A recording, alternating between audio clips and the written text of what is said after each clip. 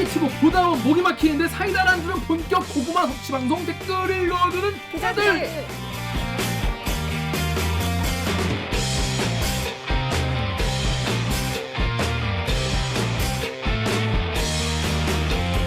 이보시오, 실화입니까? 싫어요. 저비용 고퀄리티를 추구하는 사내수공업 방송입니다. KBS 기사의 누리꾼 여러분들이 댓글을 남겨주신 분노, 질책, 응원 모두 다 보내드리겠습니다. 여러분들이 한 땀 한 땀 눌러주시는 구독과 좋아요 버튼은 4차 언론혁명에 작고 큰 힘이 됩니다. 반갑습니다. 댓글 읽어주는 기자를 진행하는 김기아 쌤입니다. 오늘 방송 보시다가 들으시다가 이 방송 괜찮다, 재밌다, 들을만하다. 야, 구독과 좋아요부터 한 번만 눌러주세요. 자, 자기소개해주세요. 안녕하세요, 정현욱입니다. 정영 기자입니다. 네, 이기행입니다. 잘 지냈습니까? 세계 3대 콩쿠르가 뭔지 아십니까? 3대 콩쿨. 뭐 그중에 아는 거 하나 있을 거 아니에요. 쇼팽 콩쿨. 어. 해보세요. 아니, 3명이니까 3명이잖아. 자, 쇼팽 콩쿨 제가 하려고 그랬는데. 아니, 저도 뭔 소리야? 자, 또 저 러시아의 유명한 작곡가 이름 있잖아요. 차이콥스키? 차이콥스키 콩쿨이 아니, 차이콥스키라니. 있어요? 당연히 차이콥스키 콩쿨이죠. 그다음 힌트 좀 줘봐요. 그 다음에 이제 퀸 엘리자베스 콩쿨, 그 3대 콩쿨이라고 하는데 3대 뭐 10대 이런 거 사실 없어요. 그 저기 그럼 누가 정한 거예요? 일본이나 방금 정한 거야? 한국의 이제 그런 순위 좋아하는 사람들이 뭐 책에서 많이 쓰다 보니까 그렇게 하는 거지. 유럽에 가면 그런 거 없어요. 근데 이제 그 3대라고 하지만 그 차이콥스키 콩쿨은 약간 좀 그 첼로하고 바이올린도 있고 성악도 있기 때문에 피아노만 치면 이제 두 개가 더 있어요. 그 부조니 콩쿨이랑 리즈 콩쿨이라고. 김선욱 피아니스트 알죠? 네. 리즈 콩쿨 우승했던 피아니스트였고, 부조니 콩쿨이 오히려 피아노 치는 사람은 쇼팽 콩쿨 다음으로 이제 권위 있는 콩쿨로 치는데, 제가 한 달 전에 K 클래식 열풍 뭐 그런 리포트를 했어요. 거기에 국뽕 리포트를 또 하나 했구만. 이번에 부조니 콩쿨에 예선을 통과한 사람이 전 세계 피아노 잘 치는 33명인데 그중에 9명이 한국 사람이에요. 오. 그러니까 부조니 콩쿨에서 한국 사람이 우승한 적도 있고, 오. 뭐 백건우라든가 뭐 몇 명 있어 유명한 피아니스트들이 입상을 한 적이. 근데 이렇게 그냥 한꺼번에 대거 입상을 예선을 통과한 적이 없어서 그때 이제 그런 리포트를 하면서 거기 예선 통과한 한 분을, 젊은 피아니스트 한 사람을 인터뷰를 했는데 그분 이번에 우승했어. 오. 내가 딱 집어서 인터뷰를 했는데. 무슨 기준으로 친 거죠? 딱 봐도 될 것 같은데. 에 얼굴 보면 알지 나. 그래서 우승을 해갖고 토요일에 갑자기 우승의 낭보가 날라와서 이제 단톡방에 뿌렸더니 그렇다면 나와서 리포트를 하라. 그래서 근무가 주말에 아닌데 나와서 했어요? 근데 뭐 되게 굉장히 고무적인 2등도 한국 사람이 있어요. 그러니까 최종 결선은 3사람이 올라가는데 2사람이 한국 사람이 올라갔어. 한 사람은 오스트리아 사람이고. 금메달, 은메달을 이제 한국 사람들끼리. 그렇죠. 그러니까 양궁이네, 양궁. 전세 유럽에서 열리는 그거는 이제 이탈리아에서 열렸는데 유럽에 뭐 뿐이 아니고 전 세계 제일 피아니스트, 이제 피아노 고도에서 제일 20대 제일 잘 치는 애들이 모여 있는 데서 한국 사람들이 이렇게 한꺼번에 두각을 나타낸 건 사실 처음이거든요. 이렇게 비율상으로 이렇게 많아진 게. 그런 일이 있었습니다. 그렇습니다. 이제 정혁 기자 리포트 이제 뭐 키신 개석거라, K 피아노 나가신다 이런 거죠. 그렇게 하고 싶어도 수신을 잘 모르시니까. 그럼 누구 개석거라 해야 되지? 개석거라 꼭 해야 개석거라 돼. 해야지. 왜 개석거라? 국뽕 리포트는 개석거라 있어야 되는 거예요. 유명한 피아니스트 누구 있습니까? 세계 제일 유명한 피아니스트 호로비치. 호로비치 개석거라. 이미 돌아가신 지가 언제돼? 그 개서야 돼. 그래서 하여튼 그런 일이 있었어요. 그렇습니다. 선배 진짜 대단한 열정이다. 그걸 주말에 나와서, 사실 문화 리포트를 주말에 나와서 발생말기가 뭐 발생이니까 뭐 근데 그건 책임을 져야지. 리포트를 했으니까. 본인이 잘 찍었기 때문에 그렇다는 이야기였습니다. 자, 정 작가님 자기소개 주시죠. 네, 안녕하세요. 작가 정혜주입니다. 네, 정영 작가님 요즘에 뭐 정신 없죠? 네, 뭐 정신은 없는데 근황은 없습니다. 네, 근황은 없다. 자, 그럼 오기정 기자는 어떤 삶을 사고 있는지 소개해 주시죠. 술 냄새. 무슨 술? 안녕하세요. 목미 얼더미 마더더미 오기정입니다. 네. 자, 그럼 저희는 로고 듣고 뉴스 브리핑으로 돌아오겠습니다. 로고 주세요. 나는 기레기가 싫어요. 지금 여러분은 본격 KBS 소통 방송 댓글 읽어주는 기자들을 듣고 계십니다.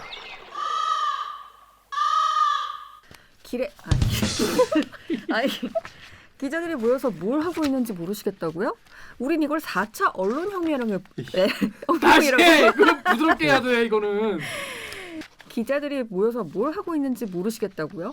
우린 이걸 4차 언론혁명이라고 부르기로 했어요. 합의를 봤죠 우리가. 오늘 영상도 궁금하시다면 좋아요를, 언론혁명이 뭔지 알고 싶으시다면 구독 버튼을 눌러주세요. 아무도 안 보던 분들이 구독을 누르면 언론혁명이나 뭐 하는 건지 조금 알게 됩니다. 자, 그럼 다이나믹 코리아입니다. 쏟아진 뉴스의 홍스. 오늘만 해도 오늘 뉴스 어떻게 나갔냐? 오늘 뉴스 잘 나갔냐? 오늘 여러분 9시 뉴스는 어떻게 나갔죠? 아주 그냥 난리가 났던데. 참 요즘에 뉴스가 너무 많아요. 자, 그런데 묻힌 뉴스가 있어서 이런 것들을 잘 소개해야겠다. 이런 취지 않는 코너죠. 자, 묻힌 뉴스 브리핑. 빠밤. 자, 첫 번째 아이템 어떤 아이템입니까? 정리 소개해 주시죠. 우리 시간으로 이제 녹화 기준으로 어제 우리 아주 의미 있는 단독 보도가 나왔죠. 네. 고발 사주 건 다 아시죠? 네. 고발 사주 넉 달 고발 뒤에 사주권. 그러니까 쉽게 말해서 윤석열 검찰총장 당시에 검찰에서 이제 야당인 국민의힘에게 이제 윤석열 검찰총장 관련돼서 막 의혹을 제기하는 사람들을 고발해라라는 식으로 해서 고발장을 써가지고 져가지고 이렇게 고발을 하려고 했다. 뭐 이런 이야기죠. 다 아시죠? 수사기관이 야 고발 좀 해봐. 우리 수사하게. 뭐 그랬다는 의혹이에요. 쉽게 얘기하면. 그 고발 사주 넉 달 뒤에 실제 고발장과 판박이 이게 무슨 말이냐면 줘봐. 고발 좀 해봐. 그래서 고발장에 이름 비우고 줬잖아. 그거랑 이제 실제 고발장을 봤더니 똑같더라. 뭐 그런 얘기입니다. 조금 더 자세히 설명을 드리면 네. 뭐 다 아실 건데 이제 총선 직전에 당시에 검찰에서 수사정보정책관이 검찰총장 직속이죠. 수사정보정책관이 당시에 이제 미래통합당 지금의 국민의힘이죠. 거기에 2건의 고발 사주를 했다는 의혹이 있어요. 네. 크게 보면 한 건은 명예훼손이에요. 정보통신망법 위반이고 한 건은 공직선거법 위반이에요. 요건 최강욱 현 의원. 앞에 정보통신망법은 최강욱, 유시민, 그다음 황운하? 황희석. 황희석 그다음에 이제 MBC와 뉴스타파 기자들. 그래서 두 가지의 보도를 문제를 삼습니다. 김건희 그 도이치모터스 뉴스타파의 보도, 그다음에 소위 얘기하는 검언유착 의혹 보도, MBC 보도죠. 크게 보면 이제 고발장 2건이고 한 건에는 2건의 보도가 있고 한 건은 최강욱에 대한 공직선거법 위반이다. 근데 요 공직선거법 위반은 조금 더 들어가면 최강욱 당시 후보가 매불쇼 아세요? 네. 매불쇼에 나가서 그 조국 전 장관의 아들 허위 인턴, 그러니까 최강욱 변호사 사무실에서 일을 안 했는데 인턴 확인서를 써줬다는 혐의에 대해서 일했다라는 허위 사실을 선거기관에 유포했다는 거예요. 무슨 말인지 아시겠죠? 크게 2건이고 한 건은 최강욱 의원에 관한 허위 사실 선거기관에 유포해서 당선을 목적으로. 그게 공직선거법 위반이죠. 공직선거법 위반이죠. 그건데 이제 이 2건 중에 실제로 고발을 한 거는 이 최강욱 건이거든요. 실제로 고발한 시점이 8월이에요. 그러니까 작년 총선 직전에 이제 앞에 건 의혹이죠. 검찰이 요거 고발 좀 해주십사. 야당의 고발장을 넘긴 게 4월이고 4월 3일, 8일이고 그 다음에 실제로 미래통합당이 고발한 건 8월이에요. 그러면 지금 뉴스버스란 매체하고 한겨레에서 계속 끌고 가고 있는데 이슈를 당시에 검찰에서 넘겼다는 의혹을 받고 있는 그 고발장을 입수한 게 그 두 매체잖아요. 그 고발장하고 실제로 미래통합당이 고발을 한 거, 이건 실제로 이제 구현이 된 거 고발로. 그러니까 검찰이 고발해 실제 고발장 다 써갖고 고발을 한 거, 요거를 우리가 입수한 거예요. 지난해 4월 8일 손준성 당시 대검 수사정보정책관이 김웅 당시 미래통합당 국회의원 후보에게 전달했다는 의혹을 받는 고발장입니다. 당시 최강욱 열린민주당 비례대표 후보에 대한 고발장으로 8장짜리입니다. 허위사실 공표로 공직선거법을 위반했으니 처벌해달라는 취지입니다. 미래통합당이 넉 달 뒤인 지난해 8월 최강욱 의원을 실제로 같은 혐의로 고발했는데 이때 고발장과 비교해봤습니다. 앞에는 이제 뉴스버스에서 보도한 거고 뒤에 실제 고발한 건 이번에 우리가 입수해서 두 개를 딱 보자. 근데 너무 똑같더라.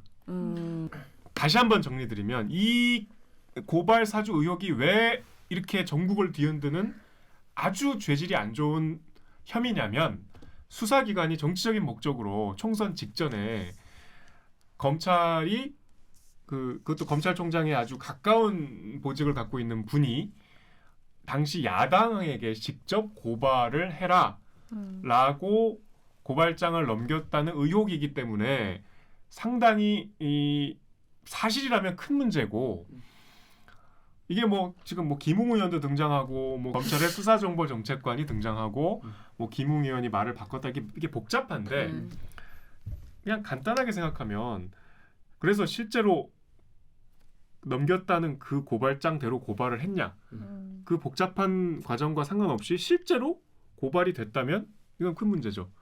근데 실제로 고발이 됐다는 거를 간접적으로 입증한 보도였어요. 큰일 났네요. 그러니까 이제 뭐 우리가 여러 가지 의미 부여를 할 수 있겠지만 그거는 자제하고 여기서 그러니까 거기 해명이 있어야죠 이제. 그렇죠. 이게 예를 들어서 고발하긴 했는데 검찰에서 이제 보낸 고발장이랑 다르면 다른 내용이고 그러니까 같은 취지지만 다른 내용이면 아니 우리 원래 이거 하려고 했다. 그래서 우리가 그냥 알아서 했다. 이렇게 얘기할 수 있는 건데 똑같은 거예요. 근데 얼마나 똑같냐? 자 여기 네이버 댓글 제가 읽어볼게요. 네이버의 CSKO님이 내용도 판박이에다가 배꼽 빠지게 웃기는 거는 검찰이 넘겨준 고발장에 틀리게 적힌 최강욱 의원 주민번호를 그대로 똑같이 써있다는 거 아니에요. 컨닝한다고 다른 학생의 오답을 글자 하나 다름없이 그대로 베끼는 것처럼 피고발인의 지위 등이 피고발인의 지위와 경력으로 바뀌었지만 이어지는 항목 대부분이 같은 내용입니다. 최 의원이 유튜브 방송에 출연해 사회자와 묻고 답했다는 내용, 허위사실 공표죄를 두고 특정해 인용한 2013년 판례, 그리고 고민정 의원을 거론한 점, 괄호 안에 넣은 일부 표현 등 모두 같습니다. 단어나 문구를 극히 일부 달리한 수준입니다. 고발장 결론 부분 역시 문구 하나만 빼면 나머지가 완전히 같습니다. 피고발인인 최 의원의 실제와 다른 주민등록번호 앞자리가 두 고발장에 똑같았던 데에 이어 고발장 내용도 판박이인 점이 확인된 겁니다. 고발장에 있는 내용이 오늘 얼마나 똑같고 어떤 내용이길래 이렇게 얘기가 나오는 겁니까? 이게 이제 취재진이 입수한 고발장이에요. 그 실제로 미래통합당이 고발을 한 고발장인데 이제 아까 말씀드린 대로 고발을 한 이제 혐의는 피고발인이 최강욱 의원이니까 매불쇼 나가서 공직선거법 위반을 했다는 거예요.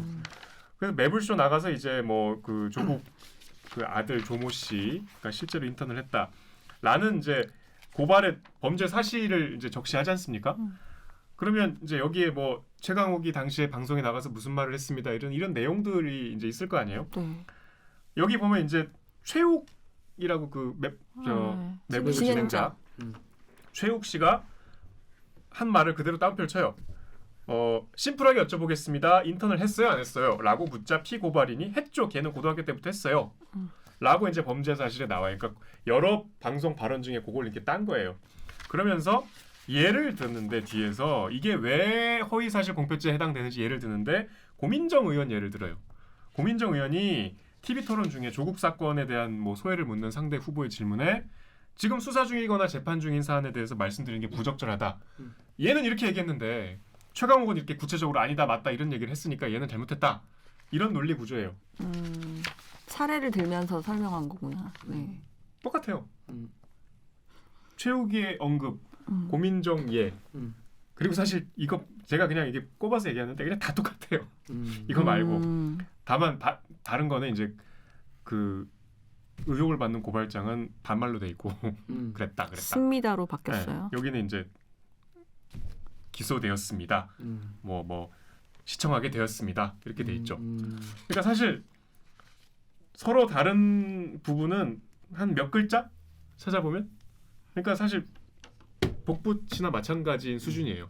제가 뭐 지금 요 정도 말씀을 두 개를 끄집어서 드렸는데 뭐 여러 가지 뭐 설명을 드릴 수 있지만 그냥 이미 보도도 나갔기 때문에 똑같아요. 저는 그게 되게 특이했던 것 같은데 몇 명이 이 사실을 몇 명이 시청했다라는 말이 등장하는데 두 고발장 모두 최 의원이 출연한 유튜브 방송을 57만 명이 시청했다고 했는데 실제 고발이 이루어진 시점에서의 조회수는 91만여 명으로 차이가 있었습니다.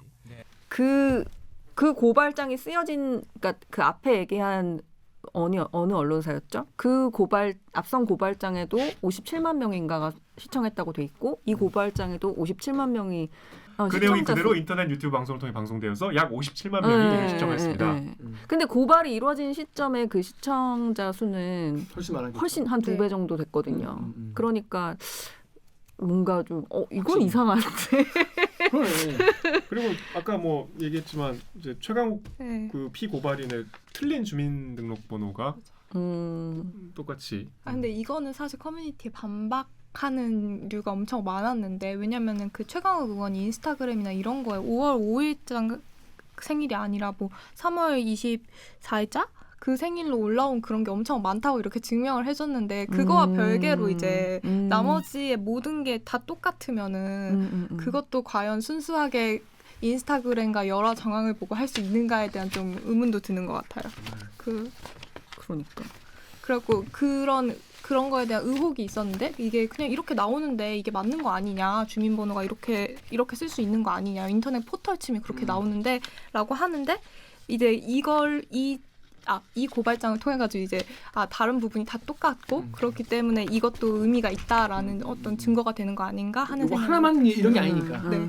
이거 하나만 뭐 그랬으면은 뭔가 뭐 실수를 할 수 그럴 수도 있겠지만. 있지. 뭐 이거지만. 그러니까 이제 이 보도가 왜 특별한 의미가 있냐면 지난주에 이제 이 보도가 처음 나왔잖아요.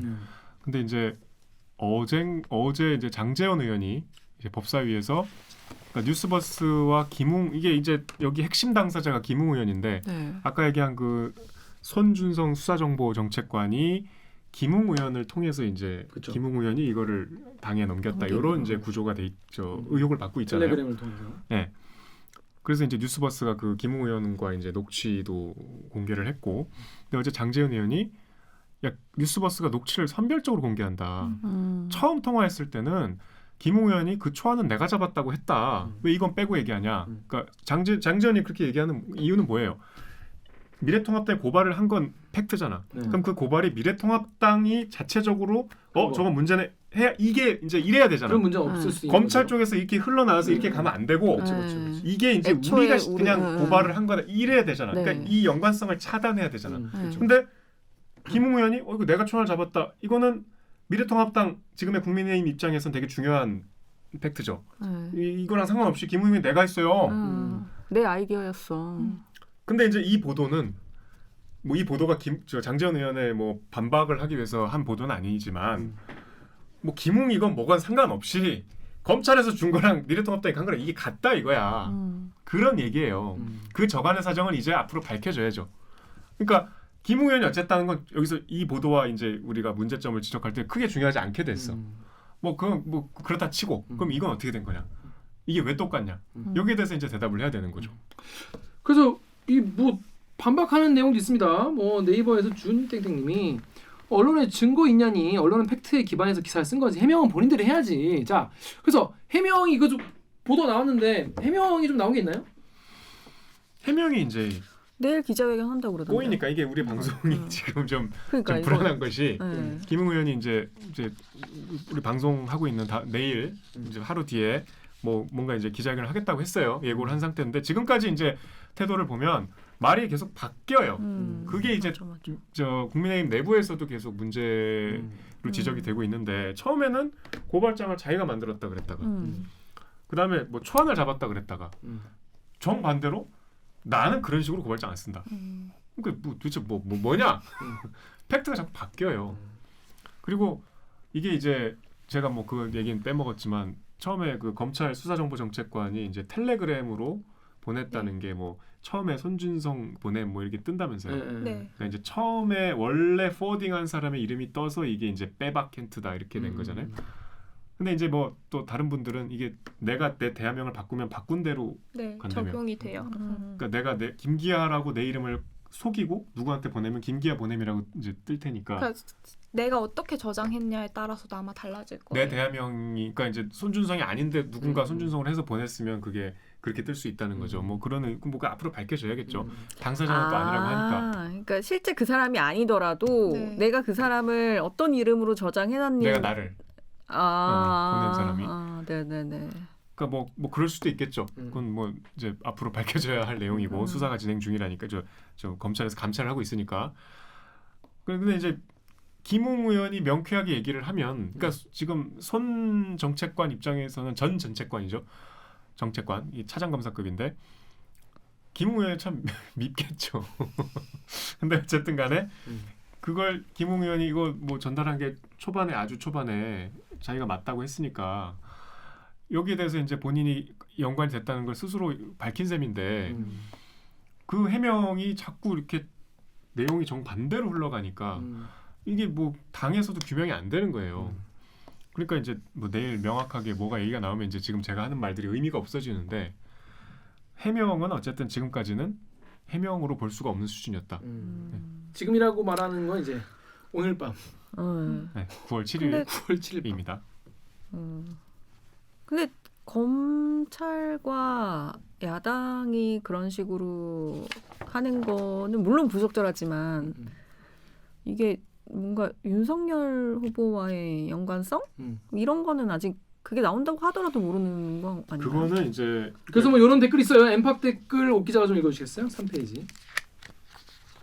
엠팍에서 메이데이 8584님이요. 도대체 윤이 사주했다는 증거는 언제 내놓을지. 그냥 송 검사와 윤이 친했다. 이걸로 퉁치나?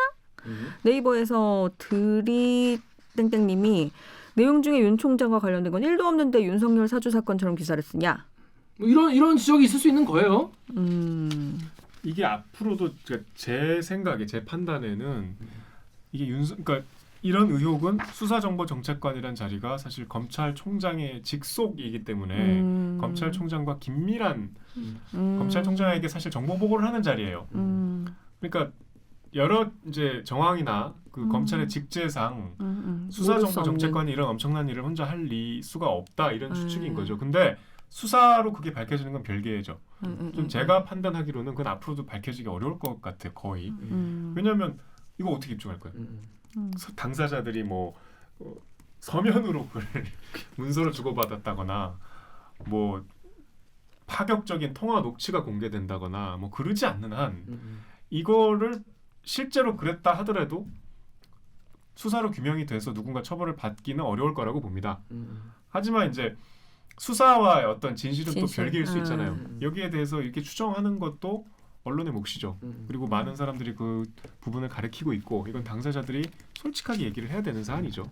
그렇게 기대를 하는 게 좀 과하다고 생각은 들지만 그럴 가능성이 희박해 보이지만 자, 그러면 또 아이템 이렇게 정리하면 좋을 것 같습니다. 앞으로도 좀 지켜보시죠. 근데 이 우리의 모든 이야기가 만약에 방영일로서 오늘 김웅 의원이 시원하게 해명을 하셨으면 아무 의미 없는 문유가 된 아무 의미 없는 게 것이죠. 아니라 이게 통으로 안 나가겠죠. 이게 통으로 그냥 제가 편집을 쓸 수 있는 거예요. 김웅 의원이 시원하게 해명을 하시면 어쩌나 그런 생각 들지만 아무튼 그건 뭐 알 수 없는 거니까. 그럼 고지 한번 해도 돼요? 뭐요? 저는 지금까지 문유를 열심히 했는데 김웅 의원의 해명 때문에 그쵸. 제 아이템은 통으로 날아갔습니다. 시청자 여러분의 양해 부탁드리겠습니다. 이 멘트는 김웅 의원 기자회견 전에 한 겁니다.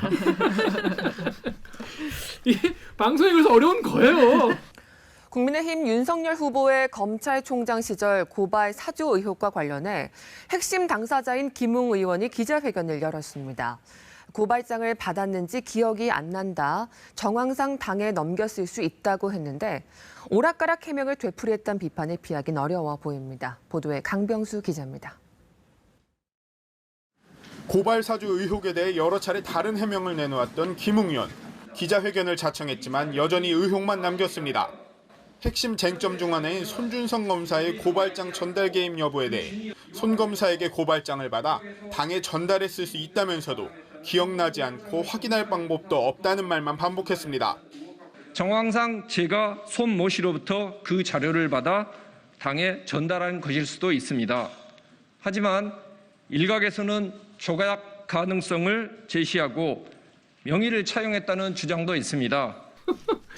자, 우리 다음 아이템은 옥수정 기자가 준비했죠. 어떤 아이템이죠? 한 명이 휴대폰 21개를 개통했다고? 장애인 상대 사기 첫 규모 파악. 보통 한 명이 휴대폰 21개 개통하면 사기 치는 분들이 이렇게 개통하죠. 근데 그게 아니었다는 거죠? 네, 어떤 그쵸. 겁니까? 그러니까 이게 장애인을 깨어서 휴대전화를 줄줄이 개통시키는 그런 말하자면 범죄죠. 그런 범죄가 계속 보도가 되고 있는데 이번에 이 보도된 사례를 보면 지적장애 3급, 그러니까 정신연령으로 보면 한 10살 정도 되는 20대 청년이 있어요. 근데 이제 3년 전에, 그러니까 23살인데 3년 전에 성인이 되던 해에 친구가 대리점에 가서 휴대폰을 개통을 좀 하자. 내가 돈을 주겠다. 그러니까 말이 친구지, 이게 친구는 아니지. 나쁜 친구. 나쁜 친구. 나쁜 친구라고 하기에는 그냥 범죄자죠. 오케이. 네. 근데 뭐 요금은 아무튼 본인이 내고 내가 직접 내고 그리고 개통하는 거에 대한 대가도 좀 주겠다. 뭐 이런 식으로 얘기를 하면서 대리점에 데려가서 최신 휴대전화, 그러니까 뭐 시가로 치면 한 100만 원 정도 되는 거죠. 최신 휴대전화 5대를 개통을 했어요. 네? 5대를 한꺼번에 왜, 같은 왜? 날. 근데 그분은 뭔 돈이 있어 5개를? 그러니까 친구가 어차피 개통하고 할 때는 돈이 바로 안 나오잖아요. 어차피 약정 걸고 막 이러니까. 그러니까 이거 내가 요금 내고 그리고 이제 그 너가 개통을 우리한테 해준 거니까 돈을 줄게 하면서 한 20만 원 정도 이 학생 말 이 한 씨 말 이 청년 말로는 20만 원 정도를 받았다. 그리고 그 친구가 5대를 모두 다 가져갔다라고 한 거예요. 근데 요금 분명히 본인이 내겠다고 했잖아요. 그러니까 요금만 냈으면 그러니까 내가 명의만 빌려준 게 될 텐데. 그러니까. 근데 고지서가 날아온 요금을 안 낸 거야. 거기서부터가 이제 문제는 거예요. 네, 요금을 안 내고 계속 미납이 되고 그리고 심지어 소액 결제 같은 것도 온라인으로 막 한 거예요. 했는데 뭐 소액 결제랑 요금이랑 이런 걸 하면 300만 원 정도가 한 6개월 사이에 미납이 되고 그리고 아까 휴대전화 한 뭐 100만 원 상당이라고 했잖아요. 그렇게 치면 한 800만 원 정도가 6개월 사이에 미납이 돼서 이거를 이제 부모님이 아시게 된 거죠. 어떻게 내? 그래서 이거 어떻게 된 거냐 하니까 그럼 1년에 2,500만 원이잖아요. 냅두면. 네, 그렇죠. 그렇게 될 수 있는 거죠. 그래서 이거를 어떻게 된 거냐 하니까 이제 그제서야 아들이 얘기를. 친구가 이제 자기를 데리고 가서 개통을 시켰는데 자기들이 요금 낸다고 했는데 이렇게 됐다는 거죠. 정말 실례되는 얘기지만 그분은 좀 뭐 지적 장애가 있는 분인가요? 피해자분은? 지적장애 3급. 아까 얘기했잖아. 그분이 제보를 할 수 있는 정도의 설명할 수 있는 정도의 지적 능력은 되시는 거예요? 한 10살 정도 수준인데 그러니까 인터뷰하고 이런 거를 봤는데 그렇게 의사소통이 자연스럽지 않아요. 자유롭지 않고 이렇게 물어보는 질문의 취지나 이런 것도 굉장히 쉽게 이제 사회복지사의 도움을 받아서 좀 설명을 해줘야 좀 이해가 되는 정도. 몇 살이세요 지금? 23살. 네. 그러니까 나이로는 이제 23살인 건데 근데 이제 통신사에서 이제 채권이 그 신용 무슨 업체지? 추심업체. 네. 추심업체로 넘어가가지고 그 추심업체에서 근데 이 가정은 이미 그 기초생활수급자 가정인 거예요. 그리고 아들은 이제 장애가 있고 하니까 돈을 성인이 됐지만 이제 지금 고정적인 수입이 없는 상황인 거고 그리고 이제 부모님도 그런 상황이니까 재산도 없고 그러니까 이 300만 원을 미납된 300만 원이 사실 엄청 큰 거죠. 그렇죠. 누구나 도저히 갚을 수가 없는 상황인 거예요. 그래서 이게 미납이 되고 추심업체에서 이제 채권 추심 들어오고 그래서 뭐 가압류 송지서 날아오고 막 그 딱지 붙이러 오고 막 이런 과정들 있잖아요.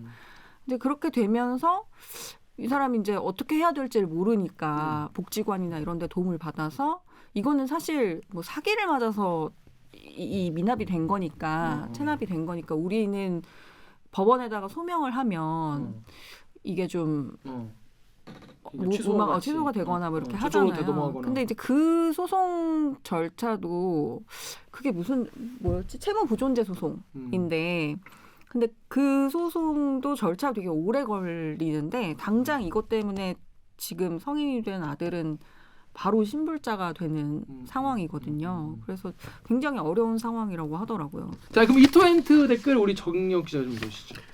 이토렌트 여우고양이님이 저희 형도 지적장애가 있어서 폰팔이 꼬임에 넘어가 강제로 개통했는데 본인이 매장으로 들어와 서명하고 개통한 거니 우리에게 문제가 없다. 법적 대응 하든지 알아서 해라 라고 하더군요.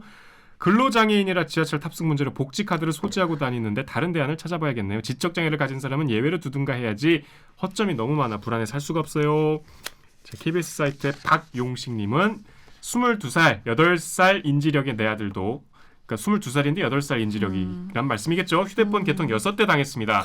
현재 1,200여만 원 정도 피해가 있어서 아들 대신 고발했습니다. KBS 유튜브의 노구츠님이 정말 빨리도 잡는다. 저게 몇 년 전부터 판치던 건데 비장애인 상대로도 많이 하기는 사기임 저거. 저런 거 사기로 신고하고 고소해도 돈 받을 수도 없음. 주변에 저런 사기로 몇 천만 원씩 손해본 사람들 수두룩 빽빽함. 근데 제가 이거 보다 보니까 이런 걸로 인해서 피해를 받으신 분들이 정말 엄청 많더라고요. 그래서 이제 이 아버지가 얘기하는 건 아니 대리점이 장애가 있는 그러니까 그 우리는 이제 신분증을 하지만 이제 장애가 있는 친구들은 그 뭐라 그러지? 복지카드. 복지카드를 신분증 대신 이렇게 쓰거든요. 거기 보면은 뭐 무슨 장애 몇 급 뭐 이런 거가 다 적혀 있어요. 근데 이제 그러면 그걸 파는 사람도 뭐 의사소통이나 뭐 이런 게 제대로 안 된다는 거를 알고도 그냥 팔았다는 거 아니에요. 그러니까 대리점 입장에서 사실 와인 하시지 뭐 누가 누구지 알게 뭐야 그냥 통과 개통하면 땡이지. 그러니까 이미 아버지는 한 번이라도 나한테 확인 전화만 한 번 했었어. 보호자한테 그도 확인해야지 그런 거는. 뭔가 다른 절차라도 하나 있었으면 이런 일이 없었을 텐데라는 거죠. 이게 그냥 넘어갈 일이 아닌데. 자 그러면 아니 본사가 그럼 대리점에서 이런 거를 똑바로 직접 장애인인지 확인을 하고 이거를 개통하든지 말든지 했어야 되는 거 아니냐 이런 본사를 비판하는 댓글도 있었어요. 여기 다음이랑 유튜브 댓글 네. 작가님 읽어주시죠. 네, 다음에 KYM님이 애초에 한 사람이 여러 대를 개통한다면 본사 측에서도 의문을 품고 물어보고 해야 하는 거 아님? 연예인도 아니고 일반인들이 개통을 복수로 한다 치더라도 2대가 전부일 텐데 참. 피해를 보지 않게 2대 개통 시부터 본인 확인을 철저히 해줘야지. 요즘 보이스피싱이니 뭐니 피해도 크다는데. KBS 유튜브의 샴푸님이 보이스피싱 같은 범죄에 악용될 휴대폰인데도 이를 묵인하고 방관한 통신사 역시 범죄 행위를 돕는 조력자다. 이게 사실은 원래 2010년까지 지적장애인은 가입 시에 반드시 보호자의 동의를 구해야 된다 이런 게 규정이 있었대요. 통신사 약관에. 근데 이게 이후에 지적장애인이면 뭐 휴대전화 가입도 제대로 못한다는 거냐 이거는 차별에 해당한다라는 그 지적이 인권 문제 지적이 일면서 2011년에 인권위가 장애인들도 모두 성인이 되면 뭐 복지카드 그러니까 신분증만 있으면 모두 다 가입을 할 수 있게끔 그렇게 뭔가 그 개정 권고를 내 가지고 통신사들이 이걸 다 바꿔버렸어요. 아 참. 근데 이게 되게 좀 어렵네. 되게 어려운 문제야. 느낀 게 왜냐면 이번에도 이거 터지면서 통신사 중에 LG 플러스가 그 보호자가 무조건 같이 왔을 때만 이렇게 개통할 수 있는 걸 했는데 그걸 또 이제 장애인 시민단체 쪽에서는 그게 인권 침해라고 또 반대하고 있는 그런 상황이고. 자, 여러분 이게 어떻게 하는 게 맞나요? 물론 이런 범죄를 안 저지르는 게 제일 맞겠죠. 맞아요. 그 말씀하셨던 것처럼 LGU 플러스에서 하도 이런 보도도 많이 나오고 이런 문제가 또 쳐맞고 하니까 이제 7월부터 얼마 안 된 거죠. 7월부터 뭔가 이제 지적장애인이나 뭐 이런 분들, 그러니까 특정 장애 유형을 이렇게 나열하고 이런 장애에 해당하는 사람들은 뭐 보호자나 만약에 부모 같은 이런 이제 친족 보호자가 없으면 후견인의 동의를 받아서 그러니까 처음에 가입할 때는 괜찮은데 그 이후에 뭐 기기 변경을 한다든지 아니면 다른 걸로 뭐 재약정을 한다든지 이런 거를 할 때는 무조건 동의를 받도록 또 바꿨거든요. 근데 이제 장애인 단체에서는 그게 장애인 그 차별금지법을 어기는 거다라고 얘기를 하는데 저는 근데 그게 좀 이해가 되긴 하더라고요. 네, 저도. 네, 왜냐하면 이제 그들의 주장의 요지는 그러니까 대리점 직원이 그런 식으로 편법으로 막 판매하고 그렇게 그냥 쉽게 내주고 하는 그런 거에 대한 걸 막을 생각은 안 하고 그러니까 구매자에게만 뭔가 책임을 전가해서 구매자만 이걸 못 사게 하면 되는 것처럼 굉장히 쉽게 해결하려고 한다. 그러니까 장애인을 차별하는 쪽으로 쉽게 해결하려고 한다는 게 그분들의 주장의 요지예요. 그래서 좀 이해는 일면 되기는 하더라고요. 근데 이거는 이제 아까 처음에 제가 언급했던 사례는 사기꾼이 있는 거잖아요. 그치. 누가 데리고 가서 이렇게 한 그치, 거잖아요. 그치. 근데 그렇지 않은 경우도 있어요. 어떤 경우죠? 이게 지난 6월에 보도된 건데 지적장애 각 2급, 1급인 모녀가 통신사 대리점에 요금 문의를 하러 갔어요. 요금 문의? 그게 네. 무슨 말이에요? 이게 뭐 요금이 얼마냐, 이걸로 한 달 쓰면은 뭐 요금이 어떻게 되면 이런 요금 문의. 살려고 개통하려고 한 게 아니라 네, 그냥 요금 문의를 하러 간 거야. 근데 거기 가가지고 막 거기서 뭔가 막 얘기하고 설득당하고 뭐 강매하고 뭐 이렇게 했는지 휴대전화, 인터넷 이런 거를 줄줄이 개통하면서 7개월 동안 11개 상품을 개통했어요. 그렇게 상품이 많이 있나요?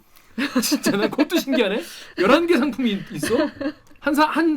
가정에 그러니까 개통시킬 뭐 지인이 데리고 가서 꼭 개통하지 않더라도 그냥 그죠. 갔는데 그 대리점의 어떤 꼬임 이런 거 넘어가서 개통하는 혹은 뭐 그냥 쉽게 이제 일반 사람한테 막 김기화 씨, 뭐 김기화 고객님 뭐 이런 좋은 상품이 나왔습니다. 하면 우리는 그냥 이거를 나의 필요와 이런 거를 엄청 따져보고 구매를 하잖아요. 아무리 강매를 한다고 해도. 근데 이게 이제 지적장애가 있는 이 모녀한테 그런 식으로 했을 때 이런 판단이 쉬웠겠느냐, 일반적이었겠느냐 이런 생각을 모녀분들이 두 분 다 지적 장애가 있으신 경우구나. 그렇습니다. 그래서 장애인을 대상으로 한 이런 그 휴대전화 개통 범죄가 계속 있으니까 이거 사례가 그러니까 정확한 피해 규모가 어느 정도 되는지 그거를 파악해 보자는 게 이 기사를 쓴 문예슬 기자 네. 기사의 굉장히 중요한 포인트인데 이런 일이 심심치 않게 일어나더라. 네, 그래서 도대체 전체 피해 규모가 얼마나 되냐 이걸 봤는데 이걸 볼 수가 없는 거예요. 그게 집계가 안 되니까. 네. 그래서 의원실 도움을 받아가지고 그러니까 통신 3사에서 한 사람이 석 대 이상의 휴대전화를 개통한 케이스. 케이스 그 장애인 수를 살펴본 거예요. 장애인인 경우. 네. 그랬더니 SKT가 요거는 이제 뭐 2020년 기준인데 SKT가 4,010명 그리고 KT가 4,010명이요? 네. KT가 5월 기준으로 1,317명. 그다음 LG U+가 6월 기준으로 832명. 그래서 한 전체 6,000명 정도 되더라. 엄청 많네. 그리고 여기 사례에 보면은 한 명이 21개 회선을 개통한 사례가 있어요. 21개를 사람이 어떻게 쓰지? 한 사람이? 그러니까 저도 지금 방금 본 건데 2020년 어떤지 모르겠는데 19년도에 이제 경제적 학대로 신고된 케이스가 51건 정도 있었는데 그중에 33건이 다 이런 대리점에서 일어난 거였대요.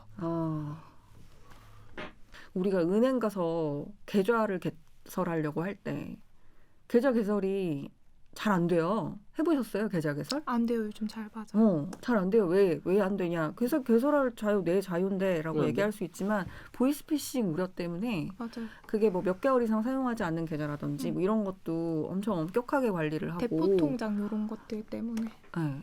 그래서 이제 그런 이제 촘촘한 그러니까 범죄를 막기 위한 굉장히 촘촘한 노력들을 은행에서 하잖아요.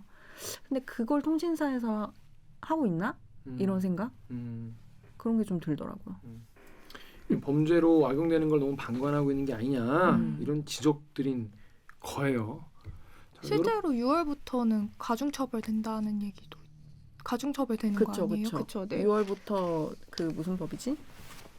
장애인 복지법 개정안이 시행돼서 장애인을 상대로 한 사기 이거는 학대로 그러니까 장애인을 상대로 한 범죄는 다 학대로 규정이 되거든요. 그래서 만약에 상습 사기를 했다 그러면 형량의 1.5배까지 가중처벌을 할 수 있게 바뀌었대요. 근데 이게 이런 사기를 규모를 파악한 게 처음이라는 거예요? 그쵸. 처음. 그거 좀 신기한데? 근데 이게 사기 규모는 아니고 석대 이상 개통한 사례를 그러니까. 간접적으로 본 거죠. 와, 이런 건 사실 뭐 잘 드러나지 않잖아 이게. 맞아요. 제 신고도 제대로 안 될 거. 정말 이렇게 장애가 있으신 분들을 네. 속이고 돈을 뺏는 거는 참 죄질이 그러니까 안 좋은 거 중에서도 제일 공동체 안 좋은 거 그러니까 중에서도. 강력 범죄 빼고는 정말 최악이죠. 근데 이제 사기 치는 분들은 어차피 피도 눈물도 없는 분들이기 그쵸. 때문에 더 쉬운 거예요 오히려. 그분들에겐 이런 인정의 호소나 뭐 인류의 이런 거는 이제 그냥 거추장스러운 과시뿐이죠. 그래서 법의 철퇴를 내려야 한다. 그 친구라는 사람을 잡고 보니 이미 다른 걸로 복역 중이어가지고 이 사람도 그 미납 요금을 해결할 수 없는 그런 상황인가 봐요. 그럼 어떡하죠? 통신사가 좀 돈도 많은데 좀 봐줘야 되나. 자, 그렇습니다. 근데 이 이슈 같은 경우는 장애인 인권 문제도 얽혀 있어가지고 쉽게 말하기가 힘든 맞아요. 문제긴 하네요. 자, 그렇습니다. 자, 그럼 저희는 로고 듣고요. 그 다음 이 알바 기코너가 있습니다. 우리의 삶의 깊숙이 들어와 있는 우리 카카오 관련 취재를 한 시사장님 허재희 기자 모시고 카카오에 관련된 이야기 나눠보도록 하겠습니다. 잠깐만 로고 주세요.